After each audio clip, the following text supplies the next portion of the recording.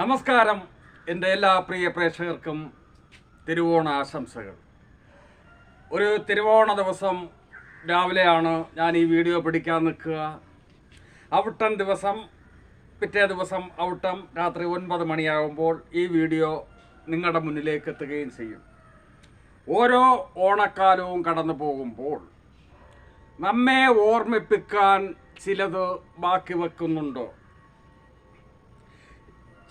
നമുക്കറിയാമല്ലോ, ചരിത്രം എന്ന് പറഞ്ഞാൽ മുമ്പ് സംഭവിച്ച കാര്യങ്ങൾ എഴുതി വെക്കപ്പെട്ടിട്ടുള്ളത് അതേപടി. പക്ഷേ നമ്മയൊക്കെ മര്യാദക്ക് ജീവിപ്പിക്കാൻ, മറ്റുള്ളവരെ ഉപദ്രവിക്കാതെയും നമുക്ക് ഉപദ്രവം വരുന്നവരെയും നിലക്ക് നിർത്തി മര്യാദക്ക് ജീവിക്കാൻ ചില തത്വങ്ങൾ മിത്തായിട്ട് അല്ലെങ്കിൽ കഥകളായിട്ട് പുരാണങ്ങളിലും ഉപനിഷത്തുകളിലും ഇതിഹാസങ്ങളിലായിരുന്നാലും ഒക്കെ നമുക്കായി പ്രദാനം ചെയ്തു തന്നിട്ടുണ്ട് ബുദ്ധിമാന്മാരായ മനുഷ്യസ്നേഹികളായ മഹർഷീശ്വരന്മാർ. അതുപോലെ എങ്ങാണ്ടോ പല കാലത്തു നിന്നും പല രൂപത്തിൽ വ്യത്യസ്തങ്ങളായ രീതിയിൽ നമുക്ക് പ്രദാനം ചെയ്ത് കിട്ടിയതാണ് മാവേലി കഥകൾ. ഒരു സംഭവത്തെ എത്രയോ വീക്ഷണകോണിലൂടെ വ്യത്യസ്തങ്ങളായ ആംഗിളുകൾ കൂടി നമുക്ക് കാണാൻ കഴിയുമെന്നുള്ളതാണ് ഇത്തരം മഹത്തായ കഥകളുടെയും ഇതിഹാസങ്ങളുടെയും പ്രത്യേകത. മഹാബലിയുടെ കഥ എന്നെ ഓർമ്മിപ്പിക്കുന്നത് ഈ ചില കാര്യങ്ങളിൽ നമ്മൾ ദാർഢ്യം പിടിക്കരുത്, അത് നമ്മുടെ ജീവിതം തുലച്ച് കളയും. എന്താണ് ദാർഢ്യം? ഞാൻ സത്യസന്ധനാണ്, സത്യമേ പറയൂ. ഞാൻ ദാനം കൊടുക്കുന്നവനാണ്, ആരെന്ത് ചോദിച്ചാലും കൊടുത്തു കളയും. ആരെന്ത് ചോദിച്ചാലും കൊടുക്കരുത് എന്ന പാഠമാണ് മഹാബലിയുടെ കഥയിൽ നിന്നും എനിക്ക് മനസ്സിലായത്. എങ്ങനെയാണ്? മഹാബലിയുടെ പ്രതിഭ കണ്ട് അദ്ദേഹം ഈ ലോകം അടക്കി ഭരിക്കുമ്പോൾ അദ്ദേഹത്തോട് അസൂയ മൂത്തിരിക്കാം, ശത്രുത വന്നിരിക്കാം. ദേവന്മാർ മഹാവിഷ്ണുവിനോട് ചെന്ന് കാര്യം പറയുകയും മഹാവിഷ്ണു മഹാബലിയെ വധിക്കാൻ വേണ്ടി തന്നെ 5ാമത്തെ അവതാരമെടുത്ത് ഭൂമിയിലേക്ക് വന്നു. ഇദ്ദേഹം അപ്പോൾ ഒരു യാഗശാലയിലിരിക്കുക, സ്വീകരിച്ചിരുത്തി. അപ്പോഴത്തേക്കുമാണ് ശുക്രാചാര്യർക്ക് ഒരു കാര്യം, മഹാബലിയുടെ ഗുരുനാഥനായ ശുക്രാചാര്യർക്ക് ഒരു കാര്യം മനസ്സിലായി. ഇയാൾ മഹാബലിയെ ചതിക്കും. മഹാബലിയെ നല്ല രീതിയിൽ ഉപദേശിച്ചു നോക്കി. ഇയാൾ ചോദിക്കുന്നതൊന്നും സമ്മതം വച്ച് കൊടുക്കരുത്. പക്ഷേ മഹാബലി ദാനധർമ്മം നടത്തുന്ന ആളാണല്ലോ. വാമനൻ 3 അടി മണ്ണ് ചോദിക്കുന്നു. 3 അടിയല്ല, എത്ര വേണമെങ്കിലും എടുത്തോളാം എന്ന് മഹാബലി, കാരണം ദാനം കൊടുക്കുന്നവനാണല്ലോ. 3 അടി എന്ന് പറയുമ്പോൾ സാധാരണ രീതിയിൽ 12 ഇഞ്ച് ഒരു അടി, ആ അടിയല്ല, നമ്മുടെ 2 ഈ കൈകൾ ഇങ്ങനെ ചേർത്ത് വെച്ചാൽ ഏകദേശം 1 അടി എന്ന് പറയും. സാധാരണ രീതിയിൽ ഒരു കാൽ ഉറപ്പിച്ച് വെക്കുകയും മറ്റേ കാൽ എത്തുന്ന അവിടം വരെ വെക്കുകയും ചെയ്യുന്നതാണ് ആ അടി സമ്പ്രദായം കൊണ്ട് ഉദ്ദേശിക്കുക. 3 അടി ചോദിച്ച ഉടൻ അത് കൊടുക്കാമെന്ന് സമ്മതിച്ച ഉടൻ തന്നെ വാമനൻ മഹാവിഷ്ണു 5ാമത്തെ അവതാരം തൻ്റെ വിശ്വരൂപം കാണിക്കുന്നു. ആകാശം മുട്ടെ ആചാന ബാഹുവായി വളരുകയും അയാൾ ആദ്യത്തെ 2 ചുവട് കൊണ്ട് തന്നെ സ്വർഗവും പാതാളവും ഭൂമിയും വെക്കുകയും 3ാമത്തെ അടിക്കായി 3ാമത്തെ അടി അളന്നെടുക്കാൻ ഇല്ലാത്തത് കൊണ്ട് മഹാബലിയോട് എനിക്ക് 3ാമത്തെ അടി കൂടെ തരാമെന്ന് പറഞ്ഞതാണല്ലോ. മഹാബലിക്ക് കാര്യം മനസ്സിലായി. അയാൾ വീണ്ടും ദാന നടത്തുന്ന ആളാണല്ലോ. അയാളുടെ വാമനൻ്റെ മുമ്പിൽ സാഷ്ടാംഗം പ്രണമിച്ചുകൊണ്ട് തൻ്റെ തലയിൽ ചവിട്ടാൻ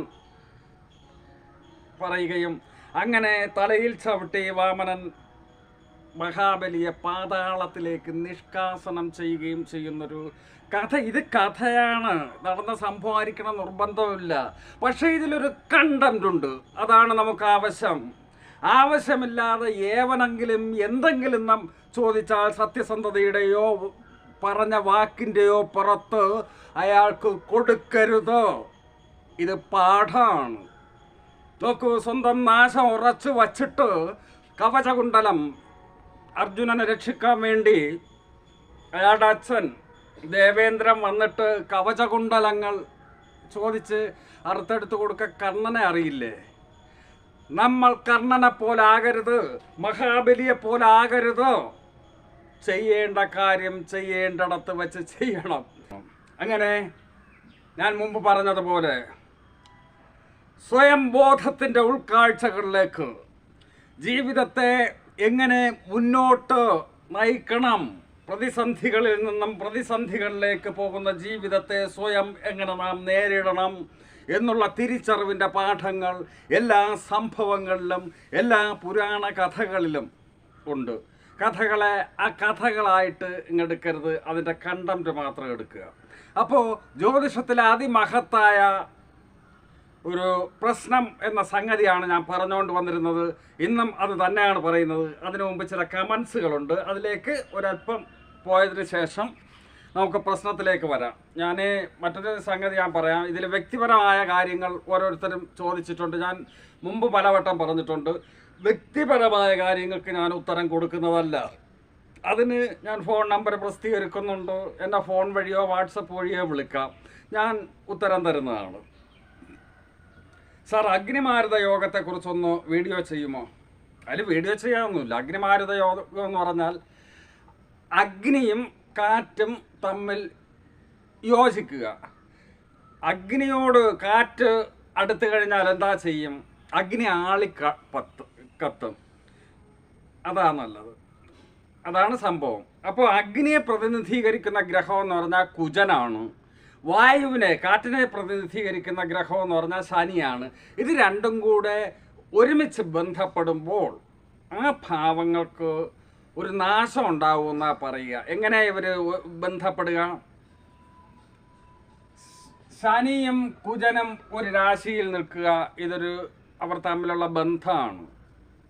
അവർ പരസ്പരം 7 നിൽക്കുക. അപ്പോഴും ഈ രണ്ട് ഭാവങ്ങൾക്കും ഒരു ബുദ്ധിമുട്ട് പറയാം. ശനിയുടെ 10-ൽ കുജൻ നിൽക്കുക. കുജൻ ശനിയെ ദൃഷ്ടി ചെയ്യുന്നുണ്ട്, ശനി കുജനെ ദൃഷ്ടി ചെയ്യുന്നുണ്ട്. പരസ്പരം 7-ൽ നിന്നില്ലെങ്കിലും അങ്ങനെ ഒരു ദൃഷ്ടിയുണ്ട്. അതും അഗ്നി മാരുത യോഗമാണ്. ഇത് അടുത്ത ഞാൻ ഒരുപാട് തവണ വിശദീകരിച്ചിട്ടുള്ളതാണ്. ഗ്രഹനിലയിൽ ഒരു രാശിയിൽ നിൽക്കുകയും ഭാവാൽ ഒരു ഗ്രഹം മാറിയാൽ അതെങ്ങനെയാണ് അവലോകനം ചെയ്യുക എന്നുള്ളതാണ്.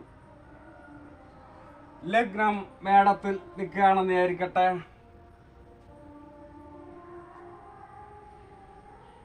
ഗുരു രാശിയിൽ ഇവിടെ നിൽക്കുകയാണെന്ന് വിചാരിക്കട്ടെ, തുലാത്തിൽ. എന്നാൽ ഭാവാ ചാർട്ടിൽ ഗുരു 8-ലോട്ട് വന്നു.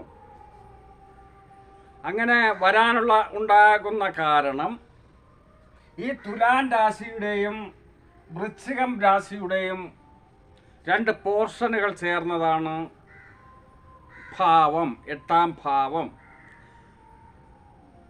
മാറ്റം വരാം, ചില ഗ്രഹനിലകളിൽ മാറ്റം വരില്ല. ഈ ഗുരു ഈ രാശിയുടെ പകുതി കഴിഞ്ഞായിരിക്കും നിൽക്കുക. ഈ രാശിയുടെ ആദ്യ പകുതിയും കൂടെ ചേർന്ന 8-ാം ഭാവം, അതാണ് ഇങ്ങോട്ട് വന്നു കഴിഞ്ഞത്. ഇതെങ്ങനെ ചിന്തിക്കുമെന്ന് ചോദിച്ചാൽ, ഗുരു തുലാൻ രാശിയിൽ ഇങ്ങോട്ട് വന്നെങ്കിലും വൃശ്ചികൻ രാശിയിലോട്ടല്ല വന്നത്. വൃശ്ചികൻ രാശിയിലോട്ടല്ല വന്നത്, 8-ലോട്ടാണ് വന്നത്. പക്ഷെ തുലാത്തിലാ നിൽക്കുക. അപ്പോൾ തുലാൻ രാശിയിൽ ഗുരു നിന്നാൽ ഒരു ഫലം രാശിശീലത്തിൽ പറയുന്നുണ്ട്, അതങ്ങനെ തന്നെ. പക്ഷേ ഗുരു 8-ൽ നിന്നാലൊരു ഫലം പറയുന്നുണ്ട്. തുലാത്തിൽ നിന്നാലുള്ള ഫലവും 8-ൽ നിന്നാലുള്ള ഒരു ഫലവും പറയുന്നു എന്ന് മാത്രവുമല്ല, 9-ാം ഭാവപതി മാത്രമല്ല 12-ാം ഭാവാധിപത്യം കൂടെ വഹിക്കുന്ന ആ ഭാവാധിപത്യത്തിന് ചില കാര്യങ്ങൾ പറയുന്നുണ്ട്. എല്ലാം കൂടെ മിക്സ് ചെയ്യണം എന്നർത്ഥം. അത്രയേ ഉള്ളൂ. പ്രധാനപ്പെട്ട ഒരു ചോദ്യം കൂടെ, 1 മിനിറ്റിൽ പ്രസവ സമയം മാറുന്ന കുട്ടികളുടെ ജനനത്തിൽ ഭാവങ്ങളുടെ ദൃഷ്ടിക്കല്ലേ പ്രാധാന്യം? അങ്ങനെ ഒരിടവും പറഞ്ഞിട്ടില്ല. രാശിയിൽ നിൽക്കുന്ന ഫലവും ഭാവത്തിൽ നിൽക്കുന്ന ഫലവും ഒന്ന് തന്നെയാണ്. എന്ന് മാത്രമല്ല, ഈ ജാതകത്തിൽ വ്യത്യാസം വരുമോ ഇല്ലയോ എന്നുള്ളതാണ്. അതെങ്ങനെയാണ് നോക്കേണ്ടതെന്ന് ഈ ചോദ്യകർത്താവിൻ്റെ മനസ്സിൽ ഉള്ളതെന്ന് തോന്നുന്നു. മിനിറ്റിൻ്റെ വ്യത്യാസത്തിൽ മാത്രമല്ലല്ലോ ജനനം നടക്കുക. ഒരേ സമയം തന്നെ ഒരേ സ്ഥലത്ത് ആണും പെണ്ണുമായിട്ട് ഒരേ സമയം ജനനം നടക്കാറുണ്ടല്ലോ. അപ്പോൾ ഒരേ യാത്രാപഥത്തിലൂടെയാണോ അവരുടെ സഞ്ചാരം? അല്ല. നമ്മളെ ജീവിതത്തെ നിയന്ത്രിക്കുന്നത് ഗ്രഹനില മാത്രമല്ല, സ്പേസ്, ചുറ്റുപാടുകൾ, ആക്ഷൻ, കർമ്മം, ഇതൊക്കെ ഞാൻ പറഞ്ഞിട്ടുള്ളതാണ്. അങ്ങനെ പല കാര്യങ്ങളും ഒത്തുചേരുമ്പോഴാണ് ഒരു ജീവിതയാത്ര നല്ലതോ പൊല്ലാത്തതോ ആയി മാറുന്നത്. മാത്രമല്ല, മിനിറ്റുകളുടെ, സെക്കൻഡുകളുടെ വ്യത്യാസത്തിൽ ജനിക്കുന്ന കുട്ടികൾ, ഒരേ അമ്മയുടെ ഗർഭപാത്രത്തിൽ നിന്ന് ജനിക്കുന്ന ഇരട്ടകൾ, ഒരേ സാഹചര്യത്തിൽ വളരുന്ന കുട്ടികൾ, വ്യത്യസ്തങ്ങളായ ഒരാൾ രാജാവും മറ്റൊരാൾ ഭിക്ഷക്കാരനും ആയി മാറുന്നതിന് ഭാവത്തിൽ പോലും വ്യത്യാസം ഉണ്ടാവുകയില്ല. ഒരേ ഗ്രഹനില, ഒരേ ജാതകം. എന്താ? അതാണ് നമ്മുടെ കർമ്മം നമ്മളെ സ്വാധീനിക്കും എന്ന് പറയുക. ഈ മോശം അച്ഛനമ്മമാരുടെ കീഴിൽ വളരുന്ന 2 കുട്ടികൾ ഉണ്ടെന്ന് വിചാരിക്കുക. രണ്ടും ഒരേ സാഹചര്യത്തിലാണ് അവർ വളർന്നു വരിക. ഒരാൾ അച്ഛനമ്മമാരെ അനുകരിച്ച് ഇതാണ് ജീവിതം എന്ന് പറഞ്ഞൊരു പൊല്ലാപ്പിലേക്ക് പോവുകയും മറ്റേയാളിന് തോന്നും അച്ഛനമ്മമാരെ പോലെ ആകരുത് ജീവിതം, ഇതല്ല, അവരെക്കാൾ പ്രകാശമാനമാകണം ജീവിതം എന്ന് ഒരേ സാഹചര്യത്തിൽ ജനിച്ച് അവർ തീരുമാനിക്കപ്പെടുമ്പോൾ അത് അവരുടെ മനോഭാവം കൂടിയാണ് തീരുമാനിക്കപ്പെടുന്നത്. ഒരേ വർഗത്തിൽ ജനിക്കുന്നവരാണല്ലോ പുലിയും പൂച്ചയും. പുലി എന്തുകൊണ്ട് ശൗര്യക്കാരനായി, പൂച്ച എന്തുകൊണ്ട് പൂച്ചയായി എന്ന് പറയുമ്പോഴാണിത്. അപ്പോൾ നോക്കൂ, നരേന്ദ്രമോദി എന്ന അത്യുജ്വല ഗ്രഹനിലക്കാരൻ്റെ, അദ്ദേഹം വ്യക്തിപരമായിട്ട് ആരോ എന്തോ ആയിക്കൊണ്ട് പോട്ടെ, ഒരു 10-15 വർഷം ഒരാൾ മുഖ്യമന്ത്രിയും 10-15 വർഷം അതേയാൾ തന്നെ പ്രധാനമന്ത്രി ആയിരിക്കുകയും ചെയ്യണമെങ്കിൽ അത് ഗ്രഹനിലക്ക് ബലമില്ലാതെ പറ്റുകയില്ലല്ലോ. പക്ഷേ അതേ ഗ്രഹനിലയുള്ള എത്രയോ ഭിക്ഷക്കാരന്മാരുണ്ടായിരിക്കാം. നരേന്ദ്രമോദിക്ക് മാത്രമാണ് ആ ഗ്രഹനിലയുള്ളത്. ആ കർമ്മപഥത്തിലുള്ള അയാളുടെ മനോഭാവമാണ്. അങ്ങനെ കണക്കാക്കിയാൽ മതി. ഇവിടെ പിന്നെ മറ്റൊരു കാര്യം പറഞ്ഞുതരാം. ലോകത്തിന് മികച്ച സംഭാവനകൾ ചെയ്തിട്ടുള്ള, സ്വയം പ്രകാശിപ്പിക്കുകയും മറ്റുള്ളവർക്ക് പ്രകാശമാനം ആകുകയും ചെയ്തിട്ടുള്ള എല്ലാ പേരും, ഒട്ടുമുക്കാൽ പേരും 24 മണിക്കൂറും ജാതകം നോക്കിയിരുന്ന് ജീവിച്ചവരല്ല. ഏത് പ്രതിസന്ധിയെയും ധീരതയോടെ നേരിടാൻ, ചങ്കൂറ്റത്തോടെ നേരിടാനും അതിനെ തരണം ചെയ്യുവാനുള്ള ആത്മവിശ്വാസമുള്ളവരാണ്. അപ്പം നിങ്ങൾ ചോദിക്കും, ഇയാൾ പിന്നെ എന്തിനായി വലിയ വായിൽ ജ്യോതിഷം പറയുന്നതെന്ന്. ഇതിലൊരു ശാസ്ത്രമുണ്ട്, നമ്മൾ പ്രയോജനപ്പെടുത്തിയാൽ കൊള്ളാം, അത്രയേ ഉള്ളൂ. അപ്പോൾ നമുക്ക് പ്രശ്നം എന്ന അത്ഭുത സമസ്യയിലേക്ക്. ജ്യോതിഷത്തിലെ പ്രശ്നം എന്ന സംഗതി എന്താണെന്ന് മുൻ എപ്പിസോഡിൽ ഞാൻ വിശദീകരിച്ചിട്ടുണ്ട്. ഒരാൾ അയാളുടെ ജീവിതത്തിൽ നിരവധിയായ പ്രശ്നങ്ങളിലൂടെ കടന്നു പോകേണ്ടതുണ്ട്. അത് തൊഴിൽപരമായ വിഷയമായിരിക്കാം, പാർട്ണർഷിപ്പുമായിട്ടുള്ള വിഷയങ്ങളായിരിക്കാം, അല്ലെങ്കിൽ അസുഖങ്ങളായിരിക്കാം. ഓരോ വിഷയത്തിനും വ്യത്യസ്തങ്ങളായ രീതിയിലാണ് ആ വിഷയത്തെ ഒരു ദൈവജ്ഞൻ സമീപിക്കേണ്ടത്. കാരണം ഒരു തൊഴിൽ പ്രശ്നവുമായിട്ട് വരുന്ന ആളിൻ്റെ ആ പ്രശ്ന സമയ ഗ്രഹനില നോക്കുന്ന അതേ വീക്ഷണകോണിലൂടെ ആയിരിക്കരുത് വിവാഹ പ്രശ്നവുമായി വരുന്ന ആളിൻ്റെ നോക്കേണ്ടത്. ആ മട്ടിലായിരിക്കരുത് രോഗപ്രശ്നവുമായി വരുന്ന ആളിൻ്റേത് നമ്മൾ ഗ്രഹനിലയിലേക്ക് സ്കാൻ ചെയ്യാൻ എടുക്കുമ്പോൾ ചെയ്യേണ്ടത്. ഇന്ന് ഞാൻ പറയുന്നത് രോഗപ്രശ്നവുമായിട്ട്. രോഗപ്രശ്നം എന്ന് പറഞ്ഞാൽ ചിലപ്പോൾ രോഗി വരണമെന്നില്ല, രോഗിയുടെ ബന്ധു ആശുപത്രിയിൽ രോഗി കിടക്കുകയായിരിക്കാം, അല്ലെങ്കിൽ വീട്ടിലായിരിക്കാം. നമ്മൾ പനിയും ജലദോഷവും വന്നാൽ ഒരു പ്രശ്നക്കാരൻ്റെ മുമ്പേ വരില്ലല്ലോ. ഒരു കാല് തട്ടി ഒന്ന് മുറിഞ്ഞു പോയി, അതല്ല. ഒരു തീരാവ്യാധി, കിടക്കയിലായി പോകുന്ന വ്യാധിയായിരിക്കാം, മറ്റെന്തെങ്കിലും അസുഖങ്ങളുമായി കിടക്കുമ്പോൾ രക്ഷപ്പെടാൻ സാധ്യതയുണ്ടോ? വിദഗ്ധ ചികിത്സ കൊടുത്താൽ രക്ഷപ്പെടാൻ സാധ്യതയുണ്ടോ? അത് നമുക്ക് ഗ്രഹനിലയിൽ നിന്ന് ഊഹിച്ചെടുക്കാൻ പറ്റുമോ എന്നുള്ളതാണ്. അപ്പോൾ നമുക്കറിയാം, കേന്ദ്രഭാവങ്ങൾ എന്ന് പറഞ്ഞാൽ അറിയാമല്ലോ.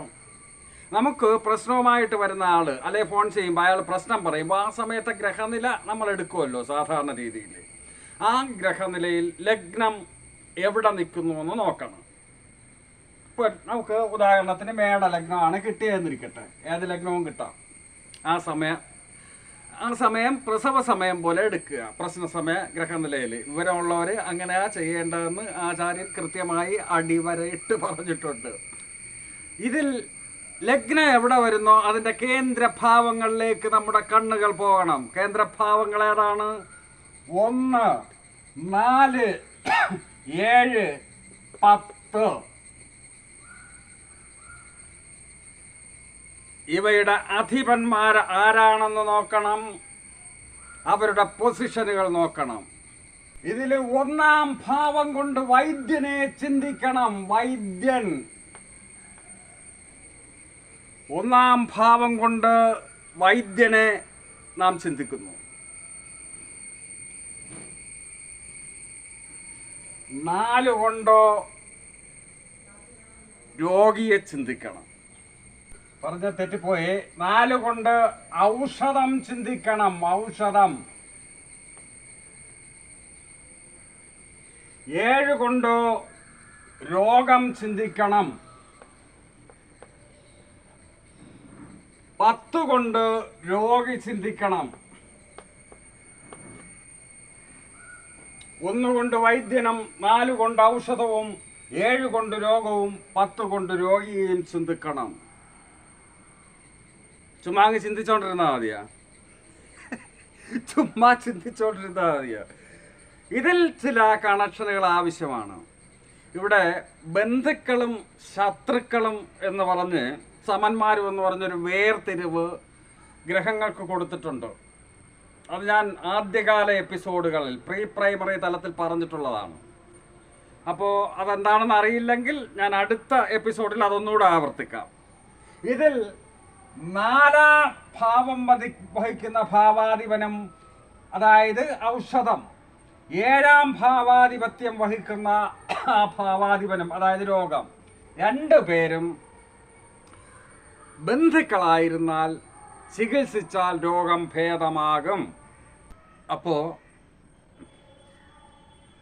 ഈ ഏത് ലഗ്നം വന്നാലും 4-ാം ഭാവപതിയും 7-ാം ഭാവപതിയും തമ്മിൽ ബന്ധുക്കളായിരിക്കണമെന്ന് ഒരു നിർബന്ധവുമില്ല. അവർ ശത്രുക്കളായിരിക്കാം. അങ്ങനെയാണെങ്കിൽ നമ്മളെന്താ നിഗമനത്തിലെത്തേണ്ടത്? വരുന്ന ആളെ പേടിപ്പിച്ച് വിടുകയല്ല ചെയ്യേണ്ടത്. ഉടനങ്ങ് തട്ടിപ്പോകുമെന്ന് പറയുകയല്ല വേണ്ടത്. ഇപ്പോഴത്തെ ചികിത്സാ സമ്പ്രദായത്തിൽ നിന്ന് ഒരു മാറ്റം വരുത്തിയാൽ നന്നായിരിക്കും എന്ന് നിർദ്ദേശിക്കുക. അങ്ങനെയൊക്കെ ചെയ്യാം. ഒരു ജ്യോതിഷൻ്റെ മുമ്പിലേക്ക് കടന്നു വരുന്ന ആളിനെ ജ്യോതിഷൻ്റെ മുമ്പിൽ നിന്നും അയാൾ പോയി കഴിയുമ്പോൾ മനസ്സിന് ഒരാശ്വാസവുമായിട്ട്, അയാളുടെ പ്രശ്നത്തിന് പരിഹാരവുമായിട്ട് വേണം പോകാൻ. ഇരട്ടി മനോവ്യാധിയോട് കൂടിയല്ല പോകേണ്ടത്. അപ്പോൾ രോഗപ്രശ്നം, മറ്റ് പല പ്രശ്നങ്ങളും നമുക്ക് ചെയ്യാം. രോഗപ്രശ്നത്തിന് നിങ്ങൾക്ക് ഈ പ്രാഥമിക തലം മനസ്സിലായി കാണുമെന്ന് വിശ്വസിക്കുന്നു. 1 വൈദ്യൻ, 4 ഔഷധം, 7 രോഗം, 10 രോഗി. ഇനി 2-ാം പാഠം. 4-ാം ഭാവാധിപനും 7-ാം ഭാവാധിപനും ബന്ധുക്കളായിരുന്നാൽ ചികിത്സിച്ചാൽ ഭേദമാകും. അല്ലെങ്കിൽ ഇത്തിരി ക്ലേശങ്ങൾ സഹിക്കേണ്ടി വരും. ആ നിഗമനത്തിൽ നമ്മളെത്തും. അപ്പോൾ അടുത്ത എപ്പിസോഡ് ഞാൻ അത്യധികം നിങ്ങൾക്ക് പ്രയോജനം ചെയ്യാവുന്ന, ഒരുപക്ഷെ എനിക്ക് തോന്നുന്നില്ല ഇത്തരം ഒരു സംഗതി യൂട്യൂബിലൂടെ ഏതെങ്കിലും അസ്ട്രോളജർ പറഞ്ഞിട്ടുണ്ടോ എന്ന്. അതുകൊണ്ട് അത് നിങ്ങൾക്ക് ഭയങ്കര പ്രയോജനപ്പെടുന്ന ഒരറിവായിരിക്കും അത്. അതായത് ആദ്യം ബന്ധുക്കളെയും ശത്രുക്കളെയും പഠിച്ചു വെക്കുക. ഗ്രഹങ്ങൾ തമ്മിലുള്ള ബന്ധുക്കളെയും ശത്രുക്കളെയും ഒരു ചാർട്ടാക്കി പഠിച്ച് മനസ്സിലാക്കി കഴിഞ്ഞാൽ അടുത്ത് ഓരോ രാശി ലഗ്നമായി വന്നാലും പ്രശ്നത്തിൽ ഓരോ രാശി ലഗ്നമായി വന്നാലും ഒരു രോഗി സുഖപ്പെടുമോ ഇല്ലയോ എന്നുള്ള അത്ഭുതകരമായ മാന്ത്രികമായ അറിവായിരിക്കും അടുത്ത ആഴ്ച. എന്ന് പറഞ്ഞാൽ നിങ്ങൾക്ക് ജ്യോതിഷം ഒന്നും അറിയണ്ട,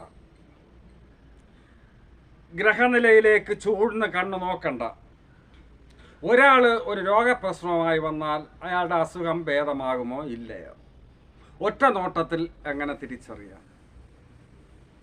12 രാശി ലഗ്നമായി വന്നാലും ഇത് കാണാതെ പഠിച്ചു വെക്കേണ്ട കാര്യമുള്ളൂ. 4-ാം ഭാവാധിപനും 7-ാം ഭാവാധിപനും ബന്ധുക്കളാണോ ശത്രുക്കളാണോ എന്ന് നോക്കണം. അപ്പോൾ അടുത്ത് 12 രാശി ലഗ്നമായി വരുന്നവർക്കും ഈ പ്രശ്നത്തിൽ 4-ാം ഭാവാധിപനും 7-ാം ഭാവാധിപനും ബന്ധുക്കളാണോ ശത്രുക്കളാണോ എന്ന് പഠിക്കുന്ന അതിദിവ്യവും പരിശുദ്ധവും പവിത്രവുമായ അറിവായിരിക്കും അടുത്ത തിങ്കളാഴ്ച ദിവസത്തെ എപ്പിസോഡ്. നിങ്ങൾക്ക് ഇതുവരെയും ലൈക്ക് ചെയ്യാതെയാണ് വീഡിയോ കാണുന്നതെങ്കിൽ ലൈക്ക് ചെയ്യുക, വേണ്ടപ്പെട്ടവർക്ക് യൂട്യൂബ് വഴി തന്നെ ഷെയർ ചെയ്യുക. നന്ദി.